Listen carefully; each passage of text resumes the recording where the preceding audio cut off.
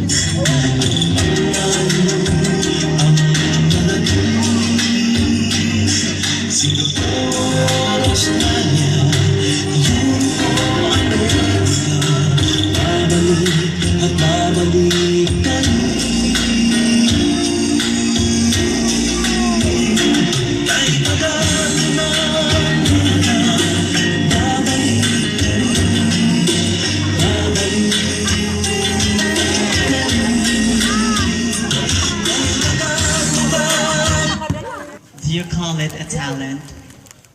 For me, that is what we call skills. Because talent are those when you put your passion and your heart in what you are doing.